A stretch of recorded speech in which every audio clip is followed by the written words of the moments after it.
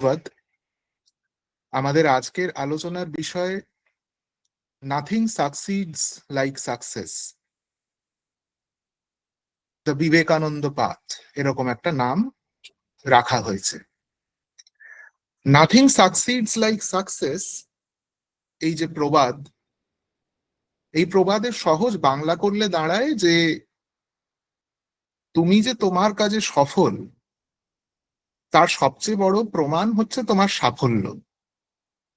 অর্থাৎ কোনো একটা কাজে আমি যে সফল হয়েছি সেটা বোঝানোর জন্য যুক্তি, তর্ক, কিন্তু, তবু, যদি এসব কিছুরই প্রয়োজন নেই। স্বয়ং কাজটার সাফল্যই আমার হয়ে কথা বলবে, সেই নিয়ে কোনো সন্দেহের অবকাশ থাকবে না। সাফল্যের এই রকম হওয়া প্রয়োজন বলে আমরা মনে করি। অর্থাৎ আমরা সফল হব কেবলমাত্র খাতায় কলমে নয়, কাজে কর্মে। স্বামীজি বলতেন যে জীবজগতে আদর্শ সাম্যবাদ কেমন হতে পারে এই কথা তত্ত্বে প্রকাশ করার ব্যাপারে ভারতের বেদান্ত দর্শন একেবারে বলে বলে সফল হয়েছে। কিন্তু তারপরেই স্বামীজি খুব দুঃখ করে বলছেন যে আমাদের শাস্ত্রে মহাসাম্যবাদ, কিন্তু কাজে মহাভেদ বুদ্ধি। অর্থাৎ খাতায় কলমে যতই বড় বড় আদর্শের কথা বলা হোক, বাস্তবে তার প্রয়োগের ব্যাপারে আমরা অনেকাংশেই চূড়ান্ত অসফল। মার্গ ভেদ বুদ্ধিতে একেবারে জর্জরিত এই সমাজের অবস্থা সেই সময় স্বামীজি দেখেছিলেন, এবং দেখে এই কথা বলা আমাদের শাস্ত্রে মহাসাম্যবাদ, কার্যে মহাভেদ বুদ্ধি। বা আরো অতীতকালে শ্রীমদ্ ভগবদ গীতার একেবারে প্রথম অধ্যায় আমরা যদি চলে যাই, অর্জুন বিষাদ যোগ, সেইখানে অর্জুন যখন তার সামনে তার আত্মীয় পরিজন ভাইদের দেখছেন যুদ্ধের অস্ত্র হাতে তারা উদ্যত যুদ্ধ করার জন্য, অর্জুনের একটা সাংঘাতিক ভীতি, একটা সাংঘাতিক যেটাকে আমরা মিজারি বলে থাকি ইংরেজিতে, সেইটা কাজ করছে। মিজারেবল একটা কন্ডিশনে অর্জুন, এবং সেখানে তিনি যুদ্ধ না করার জন্য কত কি তত্ত্বের কথা বলছেন। যে আমি যদি ভাইদের রক্তে স্নান করে রাজ্য জয় করি, তাহলে সেই রাজ্য জয় করা না করা এক ব্যাপার, তার চেয়ে আমি সন্ন্যাসী হয়ে যাব, তার চেয়ে আমি ভিক্ষান্ন গ্রহণ করে দিনপাত করব, সেও ভালো, কিন্তু এই যুদ্ধে আমি অংশীদার হব না। এই দিয়ে প্রথম অধ্যায় শেষ হয়, এবং দ্বিতীয় অধ্যায় সাংখ্যযোগ যখন শুরু হয়, তখন অর্জুনের এই অবস্থার প্রত্যুত্তরে শ্রীকৃষ্ণের কথাগুলো শুনলে বোঝা যায় যে সত্যিকারের সাফল্যের দিকে তিনি নির্দেশ করছেন অর্জুনকে। শ্রীকৃষ্ণ বলছেন যে তুমি যে কথাগুলো বলছো অর্জুন, সেই কথাগুলো শুনতে বেশ লাগে, সেগুলো পণ্ডিতদের কথা, তাত্ত্বিক কথা, কিন্তু এই পরিস্থিতিতে দাঁড়িয়ে সমাজে তোমার যা অবস্থান, তোমার পরিবারে তোমার যা অবস্থান, এই পরিস্থিতিতে দাঁড়িয়ে তুমি যদি ন্যায় এবং অন্যায়ের যুদ্ধে, তুমি যে যুদ্ধ থেকে পলায়ন বৃত্তি গ্রহণ করছো সেই পক্ষ বেছে নাও, তাহলে সেটা তোমার সাফল্য নয়, সেটা তোমার ব্যর্থতা, কারণ তুমি ন্যায়ের পক্ষে থাকতে না পেরে অন্যায়ের পক্ষ নিয়েছো, সে তোমার যতই পরিবার পরিজন হন না কেন। তাই এই সাফল্য সে যেমনই হোক, তার প্রকাশ কাজে হওয়া চাই, কথায় নয়। তবেই এটা বলা যায় যে নাথিং সাকসিডস লাইক সাকসেস। তাহলে সাফল্য আমরা কাকে বলবো? এখন এই এতটা যে বললাম, এটা বললে এটাও আমাদের একবার ভেবে নিতে হয় যে সাফল্যের সংজ্ঞাটা তাহলে কি রকম আমাদের কাছে। প্রথমত, সফলতার কি কোনো সংজ্ঞা হতে পারে, এটাও ভেবে দেখার বিষয়। সফল মানুষ বা সফল জীবনের কি কোনো বিশেষ ছাঁচ হতে পারে? আপাতভাবে ভাবতে গেলে মনে হবে যে না, সাফল্যের ওরকম কোনো ওই ওয়ান সাইজ ফিটস অল যেটাকে আমরা বলি, সেরকম সংজ্ঞা হতে পারে না। সমাজে আমরা কে কোথায় অবস্থান করছি তার উপর ভিত্তি করে আমাদের কাছে সাফল্যের সংজ্ঞা কি বদলে যেতে পারে সেই সংজ্ঞা। কারো কাছে মারুতি গাড়ি আছে, সে মার্সিডিজ কিনতে চায়, মার্সিডিজ কিনতে পারাটা তার কাছে সাফল্যের মাপকাঠি হতে পারে। আবার যে গত 3 দিন মাত্র একবেলা খেয়েছে, তার কাছে আগামী 3 দিন দুবেলা খাবার জোটাতে পারাটাও সাফল্যের মধ্যে পড়ে। কাজেই সাফল্যের ওরকম কোনো বাধাগতের সংজ্ঞা হয়তো হয় না। এ তো বললাম আলাদা সামাজিক অবস্থানের কথা। আবার একই সামাজিক স্তরে থাকা বিভিন্ন মানুষের কাছে সাফল্যের সংজ্ঞা কিন্তু আলাদা হতে পারে। এমনকি একজন মানুষের কাছে সাফল্যের সংজ্ঞা বদলে যেতে পারে তার মানসিক অবস্থার উপর নির্ভর করে। কিন্তু মোট কথা এই যে প্রত্যেক মানুষের জীবনে সাফল্যের ভূমিকা কিন্তু অক্সিজেনের থেকে নেহাত কম নয়। সাফল্যের দিকে তাকিয়ে সফল হতে চেয়ে আমরা রোজ বাঁচি, এবং ভালোর জন্য হোক বা খারাপের জন্য হোক বেশ ছোটবেলা থেকেই এই সমাজ কিন্তু আমাদের মধ্যে সাফল্য ব্যর্থতা এই ধারণাগুলো একেবারে মজ্জাগত করে দিতে থাকে, বসিয়ে দিতে থাকে। বড় হতে হতে বেশিরভাগ সময় সেই ছাঁচটা আমাদের মনে একেবারে পোক্ত হয়ে যায়, বসে যায়, আর আমরা বাকি জীবনটা সেই ধারণাগুলোকে সম্বল করেই কাটিয়ে দিই যে এই এই বিষয়গুলো আমার সাথে ঘটলে, আমার জীবনে ঘটলে আমি সফল, এই এই জিনিসগুলো ঘটলে বা না ঘটলে আমি ব্যর্থ। আমার ধারণা যে সাফল্য মূলত দুভাবে আমাদের কাছে এসে পৌঁছায়। আমাদের কাছে বলতে আমি একেবারে আহ, সেই শিশু বয়স থেকে বড় বয়স সবটাই মিন করছি। বড় হওয়ার পরেও পৌঁছানোর এই মাধ্যমগুলো মোটামুটি এক থাকে। একটু ভেবে দেখবেন আপনারা, আহ, দুটো মাধ্যম তো আমরা কম করে বলতেই পারি। একটাকে আমরা বলতে পারি এটা এক ধরনের সিস্টেমিক একটা ট্রান্সমিশনের মতো।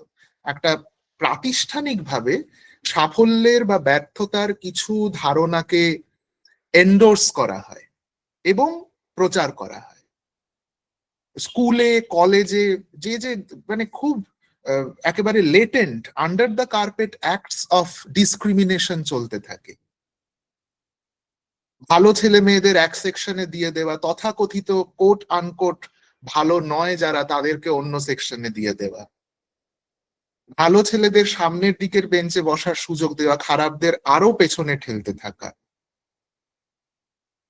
ভালো ছেলে মেয়েদের জন্য রেমেডিয়াল ক্লাস করানোর সুযোগ বা সুবিধে সব প্রফেসর দিতে চান, সব শিক্ষক শিক্ষিকা দিতে চান, কিন্তু যারা দুর্বল, যারা সেই অর্থে সিলেবাসের সঙ্গে সহপাঠীদের সঙ্গে তাল মিলিয়ে চলতে পারছে না, তাদেরকে দুটো তিনটে রেমেডিয়াল ক্লাসের পরেই কিভাবে যেন আমরা একটা সিদ্ধান্তে এসে পৌঁছে যাই যে তোদের দ্বারা হবে না।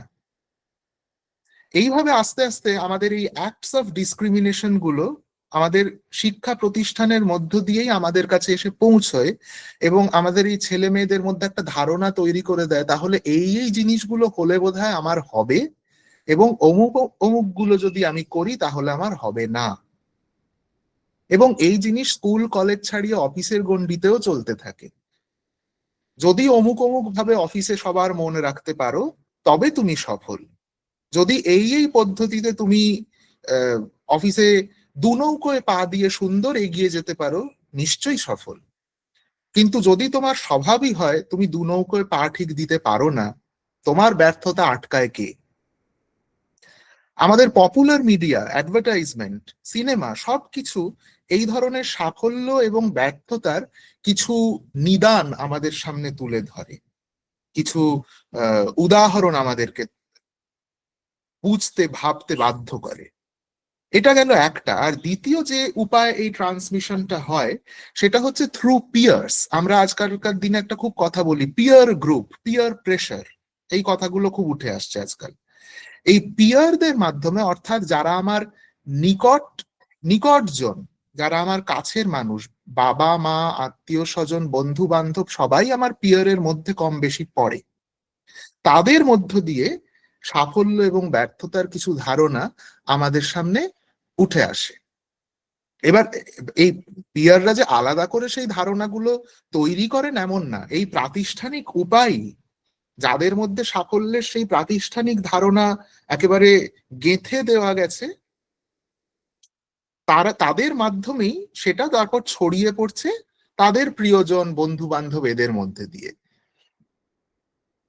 আমার এক ভাইঝি, সে ক্লাস 8-এ পড়ে। তাকে তার বাড়ি থেকে তার বাবা মা, আমি তাদের যতটা চিনি, তারা একবারের জন্য তার মাথায় এই জিনিসটা গেঁথে দেননি যে স্কুলে প্রথম 3জন নম্বরের দিক থেকে প্রথম 3জন ছাত্রছাত্রীর মধ্যে তোমায় আসতে হবে, না হলে তো বাবা জীবনটাই বৃথা হয়ে গেল। তোমাকে ক্লাসে অমুক সাবজেক্টে নিদেন পক্ষে 85% তো পেতেই হবে, না হলে আমরা সমাজে মুখ দেখাবো কি করে। এই রকম ধারণার বশবর্তী তারা নিজেরাও নন, এবং তারা তাদের মেয়েকে সেভাবে তৈরি করেননি বা সেই কথা বলেননি। কিন্তু হঠাৎ একদিন আমি তার সাথে দেখা করতে গেছি, দেখলাম সে পরীক্ষা দিয়ে ফিরে এসেছে, ভুল বললাম, পরীক্ষার রেজাল্ট বেরিয়েছে, ফিরে এসেছে, এবং সে একেবারে বিমর্ষ। কি না, তার ইংরেজি বা কোনো একটা পরীক্ষা ছিল, সেখানে সে 40-এ 38 পেয়েছে। 2 নম্বরটা যদি পাওয়া যেত তাহলে সে প্রথম হতে পারতো। 40-এ 40 পেয়ে সেই 2 নম্বরের শোক সে ভুলতে পারছে না। কেন পারছে না? কারণ বাড়ি থেকে তো তাকে এই ধরনের 2 নম্বরের জন্য মাথা কোটার কোনো চাপ দেওয়া হয়নি। তাহলে চাপটা এলো কোত্থেকে? সে তার চারপাশে বিভিন্ন বন্ধু বান্ধবকে দেখছে ওই 2 নম্বর, 1 নম্বর, হাফ নম্বরের জন্য তারা আতিপাতি করে মাথা চাপড়াচ্ছে, কোনোভাবে ওটুকু এলে যেন তাদের জীবন ধন্য হয়ে যায়। শুধু সেই বন্ধু বান্ধব না, সেই বন্ধু বান্ধবরা হয়তো এই জিনিসটা অ্যাকোয়ার করছে তাদের পরিবার পরিজনদের মধ্য থেকে।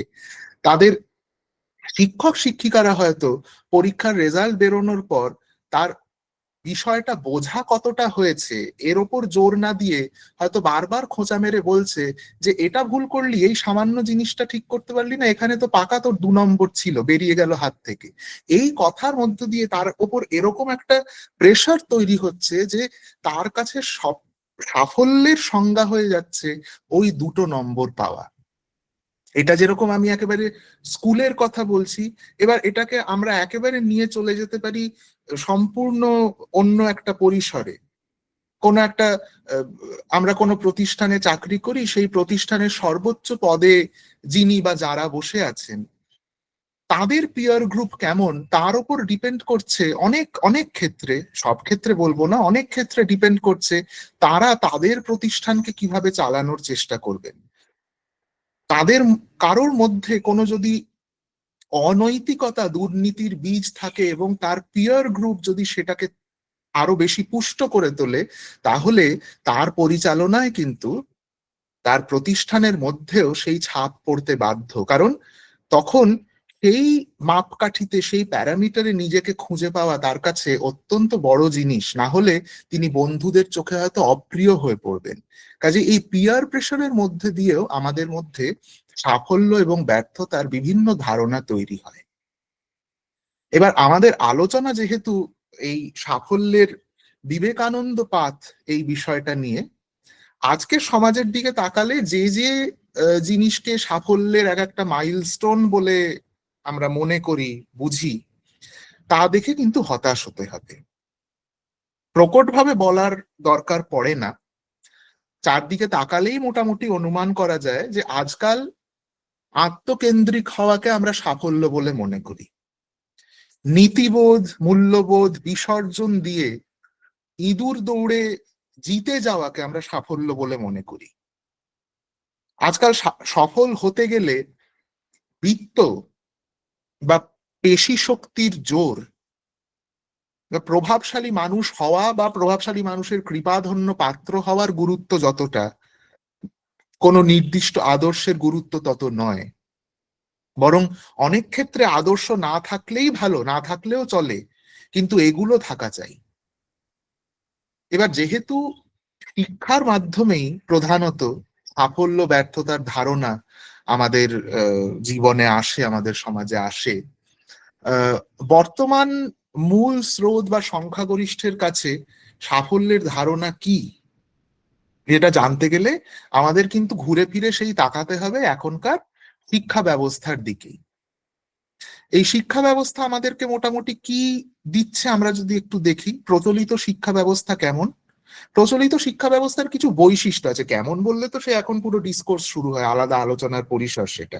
কিন্তু একদম আমরা অল্প সময় কথা বলার জন্য যদি কয়েকটা বৈশিষ্ট্য ভেবে নিই, আমাদের শিক্ষা ব্যবস্থা প্রাথমিকভাবে curriculum oriented, syllabus oriented.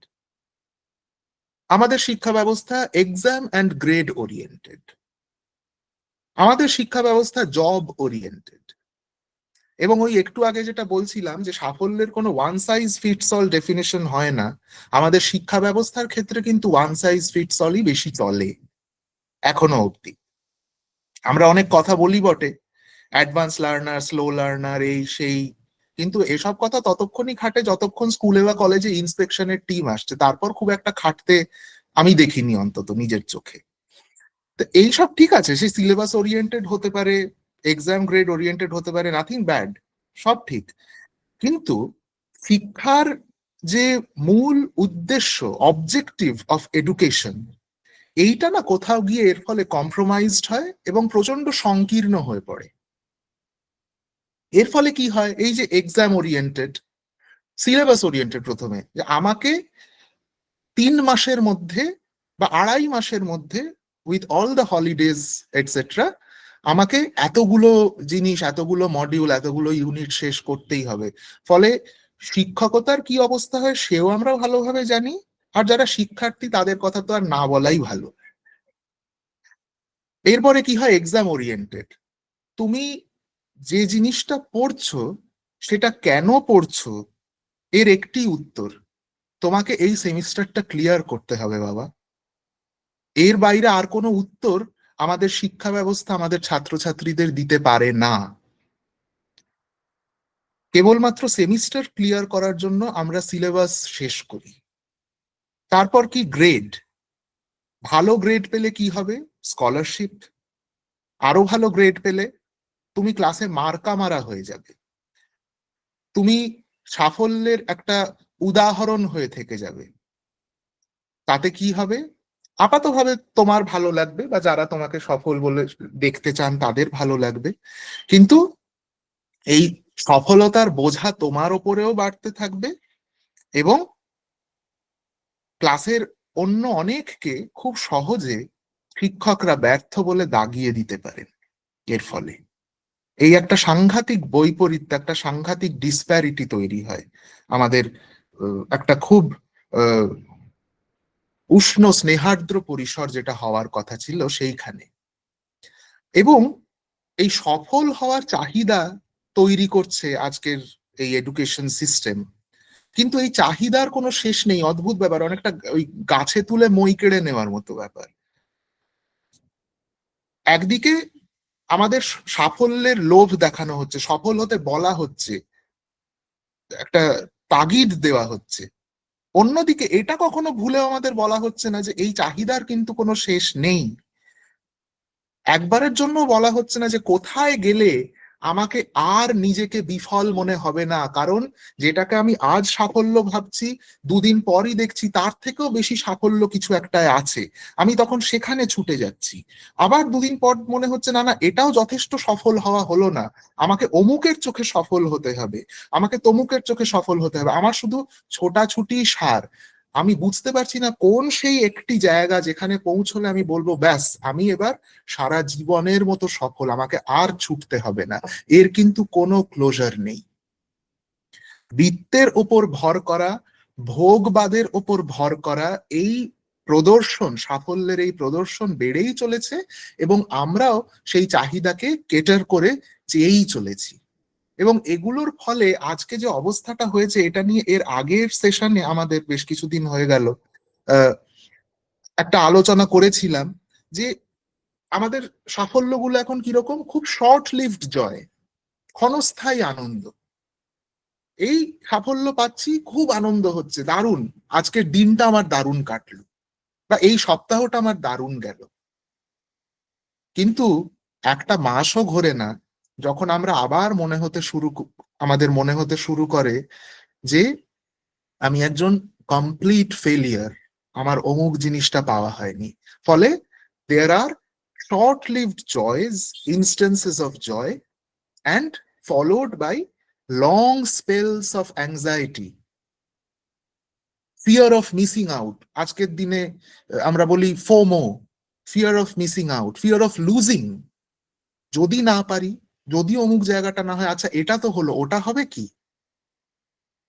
And which leads to depression, যেটা নিয়ে আজকেও আমাদের ভারতীয় সমাজে কথা বলাটা খুব একটা শোভনীয় বলে মনে করা হয় না, এবং এটা একটা লুপের মতো ঘুরতেই থাকে ঘুরতেই থাকে, এর কোনো শেষ নেই। যার ফলে আগের দিনই আমরা বলছিলাম যে আহ, কি পরিমাণ ইউথ সুইসাইড আমরা আজকাল দেখি।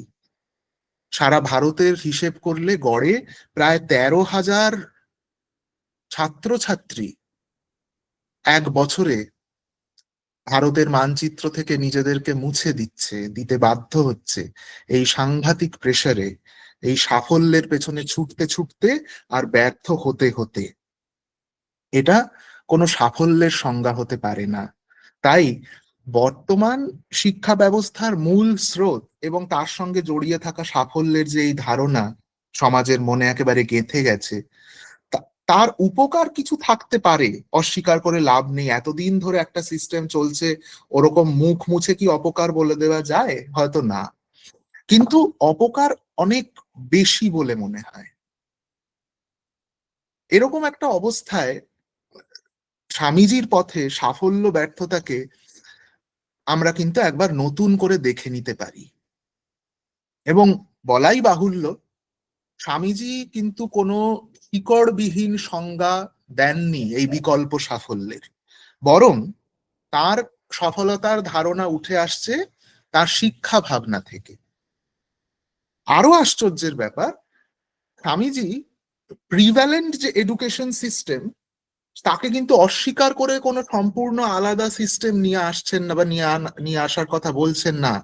তিনি কোথায় বদল ঘটাতে চাইছেন? তিনি বদল ঘটাতে চাইছেন আমাদের শিক্ষাকে দেখার চোখে, বা শিক্ষার প্রতি আমাদের মানসিকতায় বদলটা উনি আনতে চাইছেন। সেই ঠাকুরেরই কথা যে আর কিছু করতে হবে না, মোড় ঘুরিয়ে দাও। স্বামীজি সেই মোড় ঘুরিয়ে দিতে চাইছেন।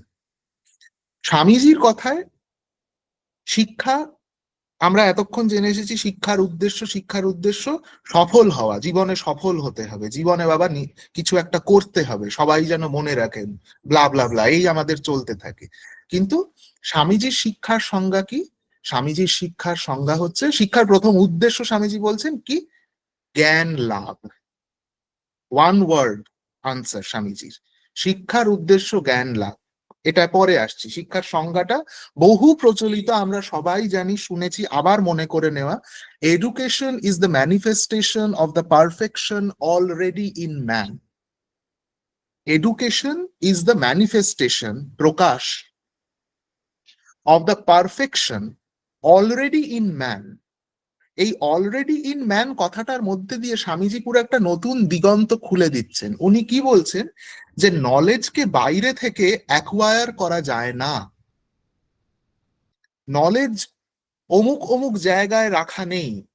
নলেজ যা কিছু আছে সব তোমার মধ্যে আছে, ইট ইজ ইনবিল্ট। যে কারণে স্বামীজি বলছেন যে we do not discover, we do not find, we do not search and take it from outside. আমরা কি করি? We unveil. আমরা যেন অজ্ঞানের পর্দাটা তার ওপর থেকে সরিয়ে দিই, এবং সরানো মাত্র আমাদের ভেতর থেকে জ্ঞানের আলো প্রকাশিত হতে থাকে। স্বামীজি বিখ্যাত একটা উদাহরণ, স্বামীজি কথায় কথায় ঘোরে আইজ্যাক নিউটনের উদাহরণ তুলে বলছেন যে আচ্ছা, আহ, আমরা ভেবে দেখি, নিউটন বসেছিলেন গাছের নিচে, তার মাথায় আপেল পড়লো। নিউটন তারপর গ্র্যাভিটেশনের সূত্র আবিষ্কার করলেন। আচ্ছা, গ্র্যাভিটেশনের সূত্রটা কোথায় ছিল? ওই আপেলের মধ্যে? যে ওটা নিউটনের মাথায় পড়ার পর হঠাৎ সেটা প্রবেশ করলো নিউটনের মাথায়? নাকি ওই গাছটায় ছিল, গাছটা প্ল্যান করে নিউটনের মাথায় আপেল ফেললো? নাকি গ্র্যাভিটেশনের সূত্র ছিল পৃথিবীর কেন্দ্রে, যে সে অপেক্ষা করছিল যে নিউটনের মাথায় আপেলটা পড়ুক, তারপর আমি বেরিয়ে যাব নিউটনের কাছে? এর কোনোটাই না। গ্র্যাভিটেশনের সূত্র ছিল নিউটনের মনে, এবং এই বহির জগৎ, এক্সটার্নাল ওয়ার্ল্ড, কেবলমাত্র এই সূত্রটিকে প্রকাশ করার জন্য কিছু সাজেশনের মধ্যে দিয়ে, অনুঘটকের মতো, রাসায়নিক বিক্রিয়ায় ক্যাটালিস্টের যা কাজ, অর্থাৎ সে বিক্রিয়াকে ত্বরান্বিত করে কিন্তু নিজে বিক্রিয়ায় অংশ নেয় না, ঠিক সেইভাবে বহির্জগৎ নিউটনকে যেন এই ধরনের কিছু সাজেশনের মধ্যে দিয়ে, কিছু হিন্টের মধ্যে দিয়ে তার মনের ভেতরের সেই অজ্ঞানতার পর্দাটাকে সরিয়ে দিতে সাহায্য করলো। আর যেই মাত্র সরিয়ে দেওয়া হলো অমনি জ্ঞানের আলো ভেতর থেকে ফুটে উঠলো। Everything is within. এই জন্য স্বামীজির ওই কথাটা, perfection already in man, we are already perfect. আমাদের ডিফেক্টটা তাহলে কোথায়? আমাদের ডিফেক্ট হচ্ছে এই জায়গায় যে we do not know and we do not believe that we are perfect. আমাদের অজ্ঞানতা আমাদের defect. We are none of us, একজন, স্বামীজি বলছেন এর কোনো ব্যতিক্রম হয় না। প্রতিটি মানুষ perfect, and it is already there in him or her. It is only a matter of time, it is only a matter of effort, যেটার মধ্যে দিয়ে মানুষ রিয়েলাইজ করবে ইয়েস আই অ্যাম পারফেক্ট। এবং যেই মাত্র মানুষ এই জানবে, স্বামীজি বলছেন শিক্ষার উদ্দেশ্য জ্ঞান অর্জন। এটা কোন জ্ঞান? এটা ইতিহাসের জ্ঞান, ভূগোলের জ্ঞান, বিজ্ঞানের জ্ঞান, সাহিত্যের জ্ঞান শুধু নয়। এই জ্ঞান হচ্ছে টু নো মাইসেলফ। কারণ হয়তো একটু আনমিউটেড হয়ে গেছে, কাইন্ডলি যদি একটু মিউট করে নেন সুবিধে হয়।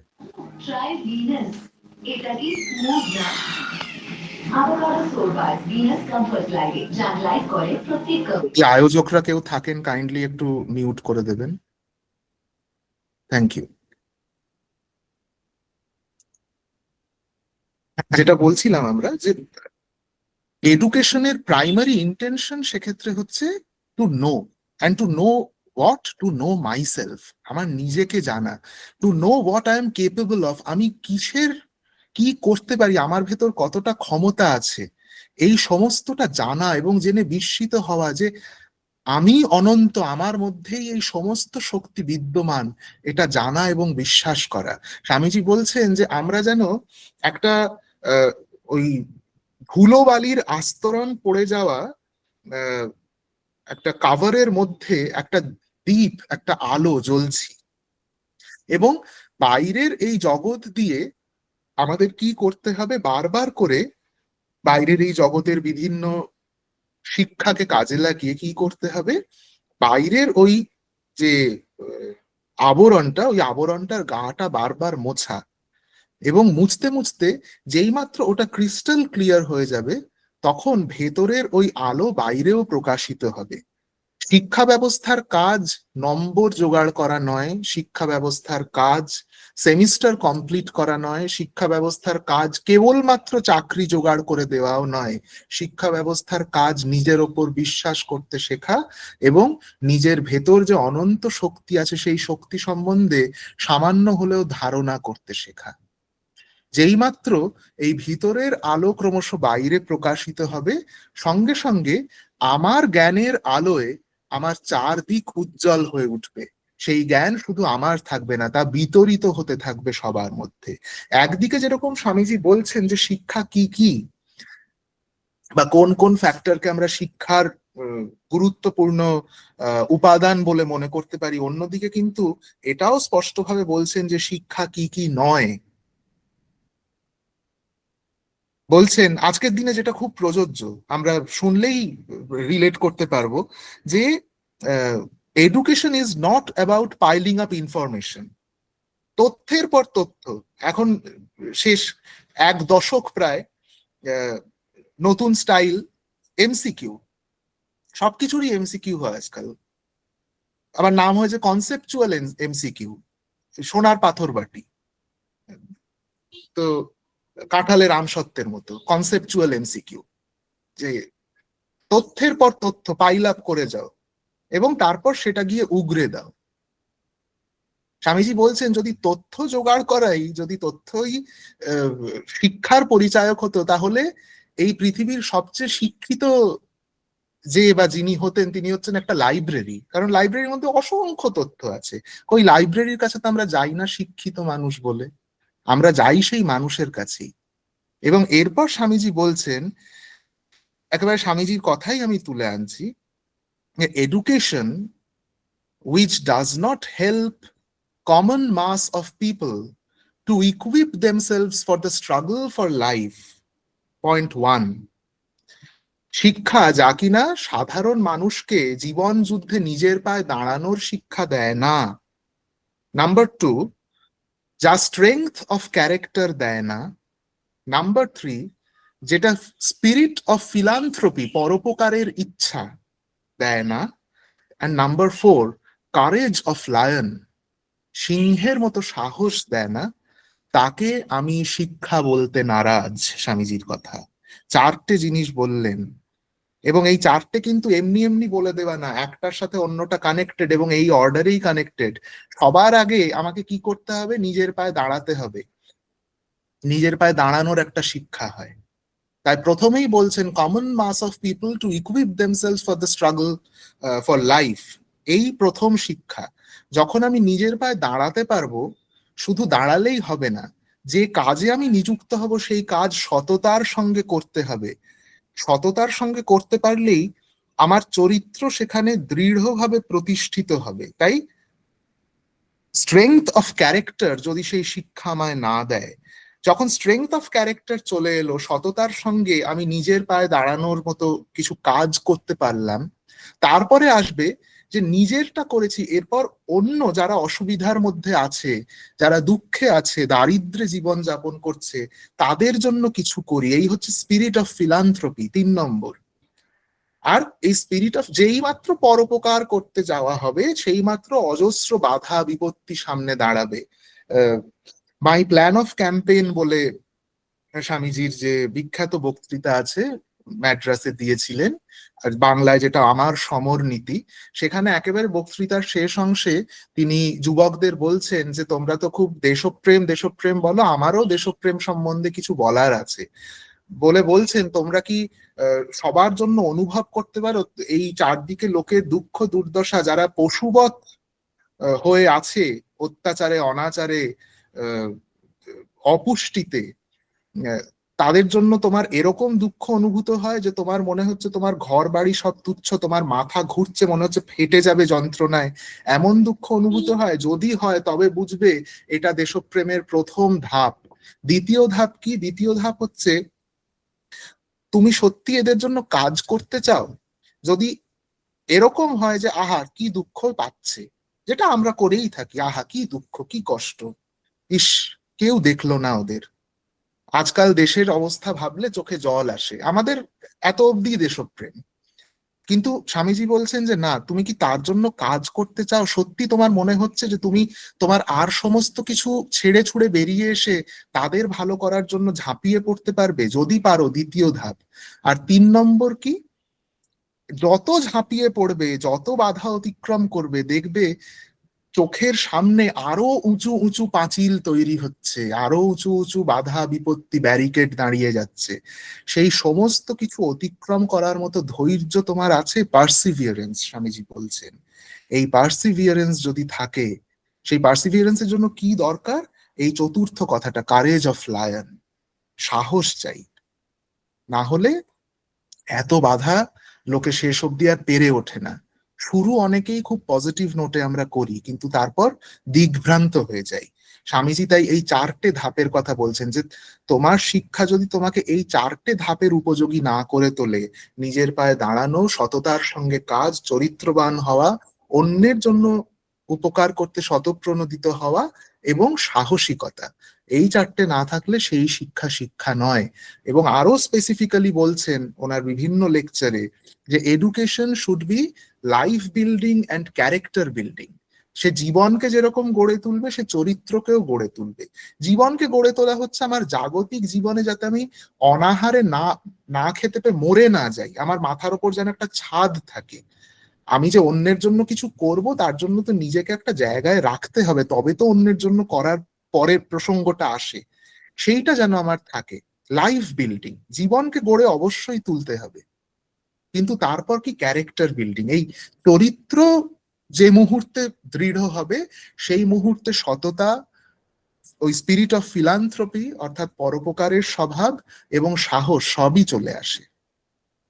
এবং স্বামীজি বলছেন যে the end and aim of education, শিক্ষার শেষ উদ্দেশ্য হচ্ছে to make a man grow, মানুষ গ্রো করুক, বৃদ্ধি পাক। বলছেন না কিন্তু কোথায় বৃদ্ধি, তার ধন সম্পদে বৃদ্ধি, তার বাড়ি ঘরে বৃদ্ধি, কিসে বৃদ্ধি? মানুষ আরো বেশি করে মানুষ হয়ে উঠুক, মানুষ নিজের ভিতরে অন্তর্নিহিত তার যে দেবত্ব আছে সেই দেবত্বকে অনুভব করার মতো মানুষ হয়ে উঠুক। এই হচ্ছে to help a man grow, যেখানে there will be character formed, strength of mind increased, intellect expanded, and obviously when one can stand on his own feet. এই পদগুলো বা এই যে পয়েন্টগুলো বলছিলাম, এই পয়েন্টগুলো যদি আমরা একটু ভালোভাবে দেখি, এর মধ্যে দিয়েই কিন্তু স্বামীজি সাফল্যের সংজ্ঞা দিয়ে দিচ্ছেন, যে সফল মানুষ, সফলতা বলতে আমি কি বুঝি। অর্থাৎ এই যে চারটে পয়েন্ট ছিল, নিজের পায়ে দাঁড়ানো, সৎ চরিত্রবান হওয়া, পরোপকারী হওয়া, সাহসী হওয়া, এই হচ্ছে, এই চারটে যদি থাকে তাহলে আমি সফল। এই চারটে কোনো একটি না থাকলে আমার এখনো পুরোপুরি সফল হওয়া হয়নি। এখানে কিন্তু কোনো ইফ অ্যান্ড বাট নেই।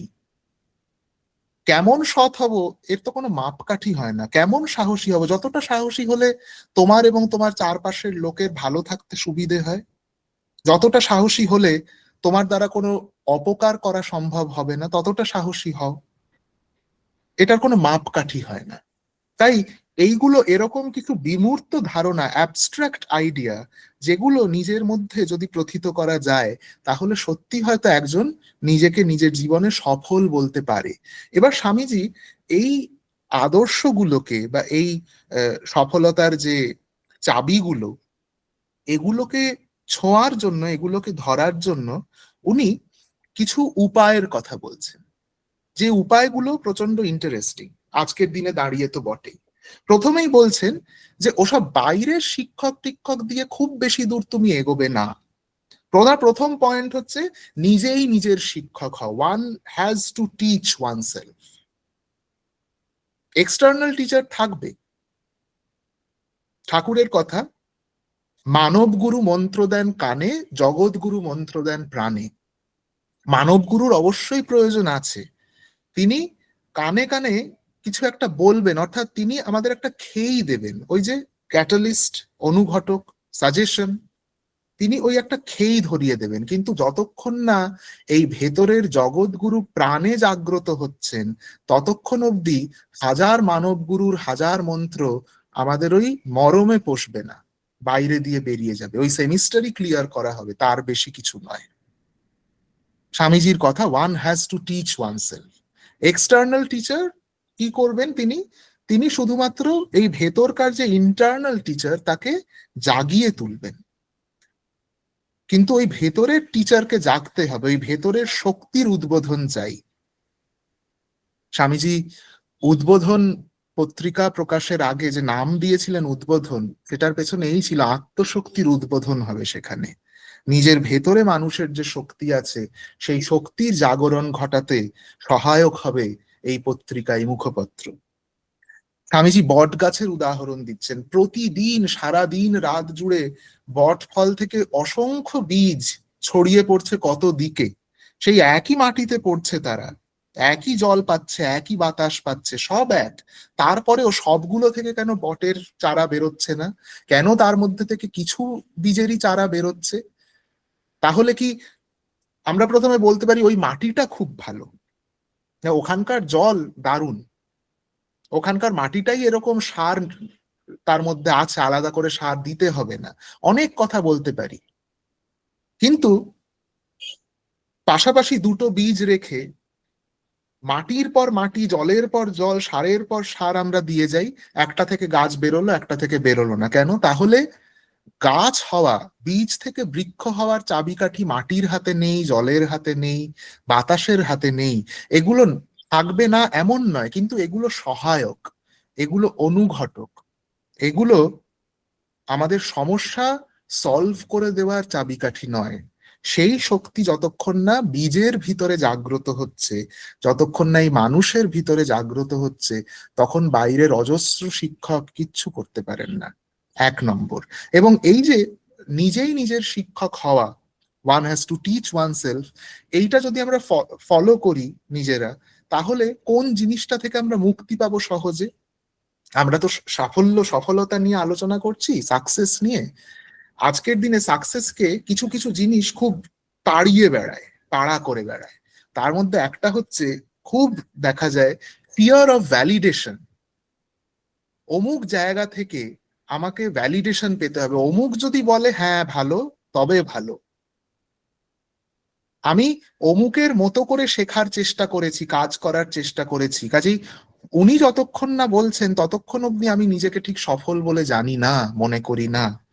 এই ভ্যালিডেশনের ভয় ক্রমশ চলে যেতে থাকে যদি আমি নিজেই নিজের শিক্ষক হয়ে উঠতে পারি।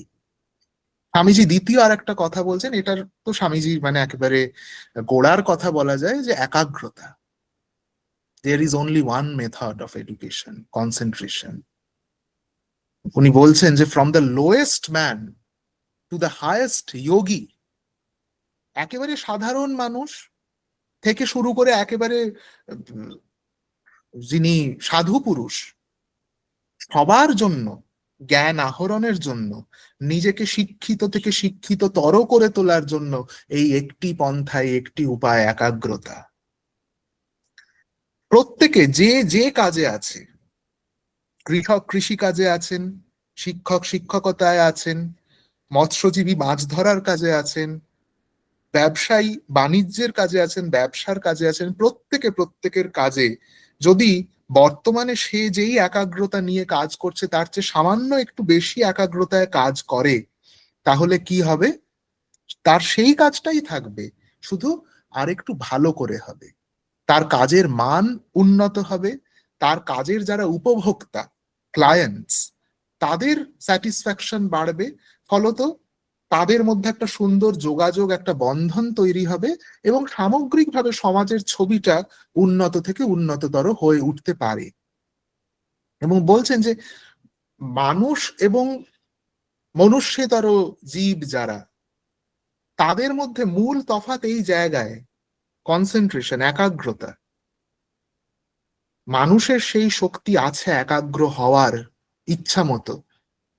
আমরা পশুদের মধ্যে দেখি, একটা বাঘ, একটা সিংহী শিকার করার আগে, একটা চিতা শিকার করার আগে কি সাংঘাতিক কনসেন্ট্রেশন নিয়ে শিকারের দিকে তাকিয়ে আছে। তার তাকানোতেই বলা হয়, বাঘের তাকানো এরকম যে, যে শিকার সে একটুখানি নাম্ব হয়ে যায়, তার হাত পা যেন অবশ হয়ে যায়, সে ছুটতে পারে না। তার তাকানো এমন সাংঘাতিক, এরকম একাগ্র।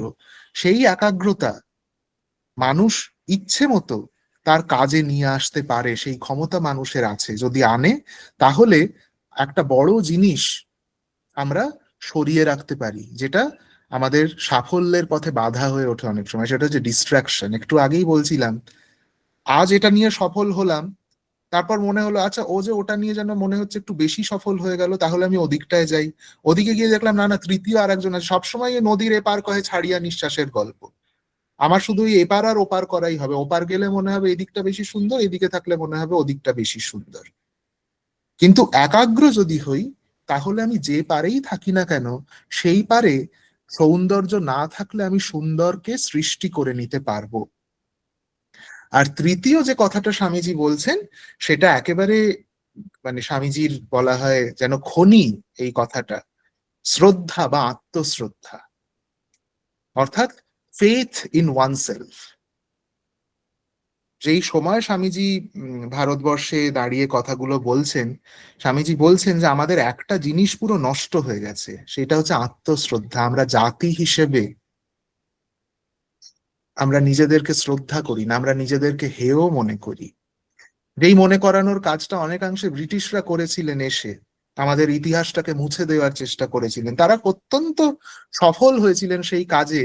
সেটা কেবলমাত্র তাদের ক্রেডিট নন, আমাদেরও ক্রেডিট। আমরা যেন বসেই ছিলাম নিজেদেরকে ব্যর্থ ভাবার জন্য, নিজেদেরকে হেয় ভাবার জন্য, দুর্বল ভাবার জন্য, পরাজিত ভাবার জন্য। স্বামীজি বলছেন যতই জ্ঞান থাক, যা কিছু হয়ে যাক, যদি ওই ফেথ ইন ওয়ানসেলফ, নিজের ওপর শ্রদ্ধা, নিজের ওপর বিশ্বাস না আসে, সেইটা রিঅ্যাওয়েকেন্ড হতে হবে, নতুন করে জাগিয়ে তুলতে হবে। এবং যদি জাগে একবার, তাহলে শুধু শিক্ষার সমস্যা না, সমাজের বহু সমস্যার সমাধান এর মধ্য দিয়ে সম্ভব। স্বামীজি বলছেন যে এই আত্মশ্রদ্ধাই দুটো মানুষের মধ্যে তফাৎ করে দেয়। যে মানুষ, এটা তো মানে স্বামীজির কমপ্লিট ওয়ার্ক সোলটালে পাতায় পাতায় প্রায় পাওয়া যায় যে you become what you think, তুমি যা ভাববে তুমি তাই হবে। একজন মানুষ নিজেকে দুর্বল ভাবছে, সে দুর্বলই হবে। একজন মানুষ নিজেকে সবল ভাবছে, শক্তিশালী ভাবছে, সে শক্তিশালী হবে। স্বামীজির কথা কি সুন্দর একটা উদাহরণ দিচ্ছেন আমার মনে পড়ে, যে বিরাট সমুদ্র, সমুদ্রে ঢেউ, সেই ঢেউয়ের মাথায় ছোট ছোট ফেনা, বুদবুদ। আমরা হচ্ছি সেই বুদবুদ। এবার এটা আমাদের ওপর নির্ভর করছে আমরা নিজেকে কোন চোখে দেখতে চাই। আমরা কি নিজেকে এই চোখে দেখব যে আমরা তো ফেনা মাত্র, এই সামনে তীর, সেখানে গিয়ে ঢেউ ভেঙে পড়বে, ব্যাস আমাদের জীবন শেষ। এই বিরাট সমুদ্রে ফেনার অবদান কতটুকু? এইটুকু, কিছুই না, কেউ মনেই রাখে না। তাহলে আমরা ফেনাতেই পর্যবসিত হব। কিন্তু আমরা যদি এরকম ভাবি যে এই ফেনা কার? ঢেউয়ের। ঢেউয়েরই তো একটা প্রকাশ হচ্ছে ঢেউয়ের মাথার ওই ফেনাগুলো। আর ঢেউটা কার? ঢেউ সমুদ্রের। সমুদ্রেরই তো একটা প্রকাশ, সমুদ্রের তরঙ্গ। তাহলে আমরা ফেনা আসলে নই, আমরা হচ্ছি সেই অনন্ত সমুদ্র, যার একটা প্রকাশ হচ্ছে এই ফেনা। আমাদের কিচ্ছু হারানোর নেই। আমরা ওই পাড়ে গিয়ে ঢেউ ভেঙে গেলে আমরা শেষ হয়ে যাব না, আমাদের শুধু রূপটা বদলে যাবে, আমরা আবার সমুদ্রের জলেই ফিরে যাব। সেই অনন্ত জলরাশির একটি বিশেষ প্রকাশ হচ্ছে এই ফেনার চেহারা, এই বুদবুদ। আমরা কোন ভাবে নিজেদেরকে দেখবো, স্বামীজি প্রশ্ন করছেন। আমরা কি অনন্ত জলরাশি হিসেবে নিজেদেরকে দেখবো, নাকি আমরা ওই সামান্য বুদবুদ যার জীবন আজ আছে কাল নেই, এইভাবে দেখবো? এই দেখার ওপরেই দাঁড়িয়ে আছে আমাদের চরিত্র কিভাবে গঠিত হবে। যে মানুষের জীবনে বাধা বিপত্তি আসবে না, প্রতিকূলতা আসবে না, স্বামীজি বলছেন তার চরিত্র হয়তো কোনোদিন গঠিতই হবে না। বলছেন no one becomes great in in the lap of luxury, in the lap of roses. গোলাপের বিছানায়, কুসুমাস্তীর্ণ বিছানায় শুয়ে লাক্সারির মধ্যে থেকে একজনের জীবনে বিরাট বড় চরিত্রবান সে হতে পারে না। No one becomes great. এবং এই ঝড় ঝঞ্ঝার মধ্যে দিয়েই আলো প্রকাশিত হয়। Through the tempest the light must shine, Swamiji বলছেন। টেম্পেস্ট হচ্ছে ঝড় ঝঞ্ঝা, সমুদ্র ঝড়, যার মধ্যে দিয়ে এই আমাদের ভেতরে সেই যে আলোর কথা বলছিলাম, যে দীপটা জ্বলছে, সেই দীপটা আস্তে আস্তে প্রকাশিত হবে। এবার প্রায় শেষের দিকে চলে এসেছি আজকের আলোচনায়। এই সমস্ত কিছু, এই যে শিক্ষা নিয়ে কিছু ধারণা, মানে আহ, স্বাভাবিকভাবেই আপনারা নিশ্চয়ই বুঝতে পারছেন যে আমি অনেকটা ছোট করছি এই আলোচনাগুলো। স্বামীজির শিক্ষা নিয়ে যা কিছু কথা আছে সে কি আর এরকম একটা সেশনে ধরে এইভাবে বলা যায়? একেবারেই নয়। মানে জীবন কেটে যাবে সে নিয়ে ভাবনা চিন্তা কথাবার্তা বলতে বলতে। কিন্তু এই যে শিক্ষার কিছু ধারণার কথা আমরা তুলে আনলাম, তারপর সাফল্যর যে চারটে পয়েন্ট তুলে আনলাম, এই সমস্ত কিছুর মধ্যে দিয়ে স্বামীজি যেখানে পৌঁছতে চাইছেন সেটা হচ্ছে মেক ইয়োর ওন ডেস্টিনি। তোমার নিয়তির স্রষ্টা তুমি নিজে। আমাদের মধ্যে অসম্ভব ভালো এবং অসম্ভব খারাপ দুই হওয়ারই পোটেনশিয়াল আছে, সম্ভাবনা আছে। আমরা অসীম সম্ভাবনাময়। আমরা অসম্ভব ভালো হতে পারি, অসম্ভব খারাপ হতে পারি। আমাদের সঙ্গে যদি কিছু খারাপ ঘটে, স্বামীজি বলছেন there is no one to be blamed. উদাস হয়ে, আশাহত হয়ে, কোনো পরিত্রাতা এসে আমাকে সেই পরিস্থিতি থেকে উদ্ধার করবেন, এই ভাবনায় বসে থাকলে হবে না। কারণ একবার যদি আমি জেনে থাকি অনন্ত শক্তি আমার মধ্যে উপস্থিত, কেবলমাত্র জ্ঞানের মাধ্যমে সেই শক্তিকে আমি জাগ্রত করব, তার উদ্বোধন ঘটাবো, তাহলে কার অপেক্ষায় আমি বসে আছি? অজ্ঞানের আবরণ আমাদের চারদিকে। আবার একটা দুর্দান্ত উপমা স্বামীজি আনছেন, গুটি পোকার উপমা, সিল্ক ওয়ার্মের উপমা। যে সিল্কওয়ার্মের চারদিকে একটা আবরণ আছে, তারা অনেকে সেই আবরণ কেটে বেরোয়, আবার অনেকে বেরোতে পারে না, বেরোতে ভুলে যায়, তারা ওই আবরণের মধ্যেই শুকিয়ে মরে যায়। আমরা কোনটা হব? আমরা কি সেই গুটি পোকা হব যারা আবরণ কেটে প্রজাপতি হয়ে বেরোবে, নাকি আমরা নিজেদের আবরণের, অজ্ঞানের আবরণে বন্দি থাকতে থাকতে ক্রমশ হারিয়ে যাব, মরে যাব? এবং বলে স্বামীজি বলছেন যে যতই হাত জোড় করে ঈশ্বরের কাছে প্রার্থনা করো, যে ফটোতে যত ফুল মালা দিতে চাও দিয়ে এসো, কোনো সাহায্য আসবে না। সাহায্য একমাত্র আসবে ভেতর থেকে। যখন ভেতরের ওই জগৎগুরু, ভেতরের ওই ঈশ্বর জাগ্রত হবেন, ভেতরের আত্মশক্তি যখন উদ্বোধিত হবে, তখন তোমার সমস্ত সমস্যার সমাধান তোমার নিজের ভেতর থেকে আসবে। এই হচ্ছে স্বামীজির শিক্ষার সাফল্যের ধারণা। যে চারটে পয়েন্ট, এটা আমাকে আসলে এত হন্ট করেছে, এই চারটে পয়েন্ট, ওই যে নিজের পায়ে দাঁড়াতে শেখা, চরিত্রবান হওয়া, পরোপকারী হওয়া এবং সাহসী হওয়া। মানে এইটা আমাকে বিভিন্ন সময় ভাবায় যে এগুলো সত্যি যদি আমি বাস্তবের দিকে তাকাই, এরকম কিছু কি খুঁজে পাবো, কিছু দেখতে পাবো। আমি এইখানে এসে শেষ করি। আমি আজকে আপনাদের একটা বইয়ের কথা বলবো, যেই বইয়ের সঙ্গে স্বামীজির অ্যাজ সাচ কোনো যোগ নেই, কিন্তু এই বইটা পড়তে পড়তে যে কতবার আমার স্বামীজির কথা মনে পড়েছে আমি বলে বোঝাতে পারবো না। এই বইটি এবারের কলকাতা বইমেলাতেই আমি পেয়েছি, প্রকাশিত হয়েছে এই বইমেলায়। বইটি আপনাদের দেখাই একবার। এই বইটার নাম হচ্ছে পাহাড় পথের ফেরেশতারা। বইটির লেখক রবীন্দ্রনাথ হালদার। এই বইটি সংগ্রহ করার 1.5 দিনের মধ্যে আমার বইটি পড়া হয়ে যায়। আমি যে খুব তাড়াতাড়ি বই পড়তে পারি এরকম নয়, আমার সময় লাগে। কিন্তু এই বই এরকম, আমার খুব তাড়াতাড়ি পড়া হয়ে গেল। সুচেতনা প্রকাশনী থেকে বইটি প্রকাশিত। কি নিয়ে বই সেটা এবার বলি, তাহলে স্বামীজির কথায় আমরা ফিরে আসতে পারবো। বইটি 10 জন মানুষকে নিয়ে। যেই 10 জন মানুষ এই যে পাহাড়ের বিভিন্ন শৃঙ্গ জয়, বিভিন্ন অ্যাডভেঞ্চারে অভিযাত্রীদের দল যায় অভিযানে,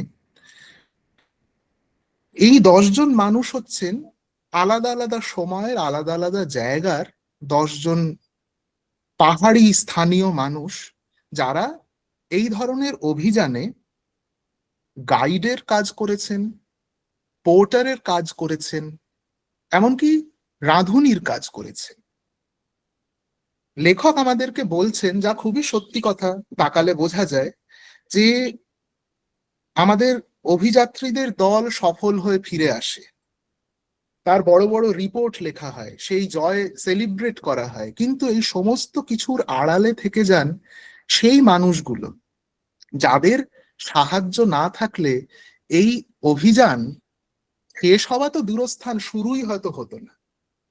সেই সব মানুষদের কথা, যাদেরকে আমরা চিরদিন ভুলে থেকেছি, যাদেরকে দারিদ্র্য সীমার নিচে আমরা অনেক সময় ঠেলে দিয়েছি, আমরা নিজেদের ইচ্ছায় তাদেরকে খ্যাতির শিখরে পাঠাইনি এবং তাদেরকে অবাঞ্ছিত অপাঙ্ক্তেও করে রেখেছি, সেই রকম 10 জন মানুষের কথা এই বইতে বলা।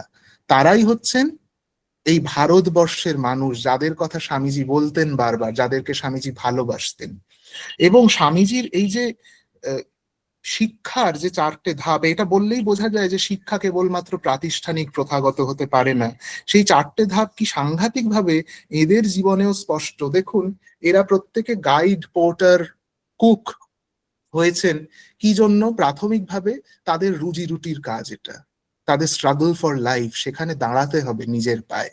সেজন্য তারা চান বা না চান, তাদেরকে এই পথে যেতে হবে, এই কাজ করতে হবে। শিক্ষার যে প্রথম ক্রাইটেরিয়া সেটা পূর্ণ হলো।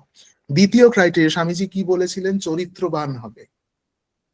এদের মধ্যে যে সততার নিদর্শন পাওয়া যায়, এই শৃঙ্গজয়ের সময় বেস ক্যাম্প, ফার্স্ট ক্যাম্প, এরকম তো নানা রকম থাকে। এবং সেখানে আগের দিন হয়তো অভিযাত্রীদের কয়েকজন চলে গেলেন, পরদিন এলেন গাইড বাকিদেরকে নিয়ে, বা নামার সময় উল্টোটা গাইড হয়তো আগে এলেন, উনি আর কাউকে দিয়ে, পোর্টারকে দিয়ে বললেন বাকিদের নিয়ে এসো। এই যে সময়ানুবর্তিতা, নিজের তাকে যে এই 10-15 জন অভিযাত্রীদের দল বিশ্বাস করেছে, সেই বিশ্বাসের মর্যাদা রাখা, এই হচ্ছে চরিত্রবান হওয়া। চারিত্রিক দৃঢ়তা তাদের আছে। 2 নম্বর ক্রাইটেরিয়া ফুলফিলড হলো। 3 নম্বর কি? পরোপকার। শুধু আমার রুজি রুটির প্রশ্ন এটা নয়। আমি জানি অভিযাত্রীদের দল অনেকেই পাহাড়ের এই ক্লাইমেটে স্বচ্ছন্দ নন। তারা এসেছেন অনেকে হয়তো খুব জেনে শুনে, অনেকে হয়তো কিছুটা হুজুগেও। তারা বিপদে পড়তে পারেন, তাদের বিপদের কথা জেনেও আমি আমার জীবন বিপন্ন করে সেখানে এগিয়ে যেতে পারি। আমি তাদেরকে উপকার করব, সেটা কেবলমাত্র এই জন্য নয় যে আমি টাকা নিচ্ছি। তার বাইরেও আমার একটা উদ্দেশ্য আছে, নিঃস্বার্থপর ভাবে তাদেরকে উপকার করা। এবং চতুর্থ, প্রয়োজনে প্রাণ দিয়ে দেওয়া। প্রাণ দেওয়ার মতো সাহসী হতে হয়। এই বইতে প্রথম যার কথা, ফতে চাঁদ বলে একজন, তার মৃত্যুই সাংঘাতিক। আহ, প্রশিক্ষার্থীদের একজনের দিকে একটা বিরাট বড় বোল্ডার এগিয়ে আসছিল। সেই বাচ্চা প্রশিক্ষার্থীকে বাঁচানোর জন্য ফতে চাঁদ তাকে ঠেলে দেন অন্যদিকে এবং নিজে সেই বোল্ডারের সামনে দাঁড়িয়ে পড়েন, যাতে বোল্ডার নিচে গড়িয়ে গিয়ে আর কারুর কোনো ক্ষতি না করতে পারে, এবং সেই বোল্ডারে পিষ্ট হয়ে তিনি মারা যান। এই হচ্ছে সাহসিকতার নিদর্শন। কারেজ অফ লায়ন স্বামীজি বলছেন। এই 4টে জিনিসই কিন্তু আমরা এদের মধ্যে খুঁজে পাই। কাজেই স্বামীজির কথা পড়ছি, এদের কথা পড়ছি, এবং পড়তে পড়তে আমার কাছে কিন্তু খুব সুন্দরভাবে মিলে যাচ্ছে থিওরি এবং তার অ্যাপ্লিকেশন। যেটা দিয়ে শুরু করেছিলাম, যে শুধুমাত্র খাতায় কলমে আমরা সফল হলে চলবে না, আমাদের কাজে কর্মে সফল হতে হবে। সেই কাজে কর্মে সফল হওয়া কাকে বলে?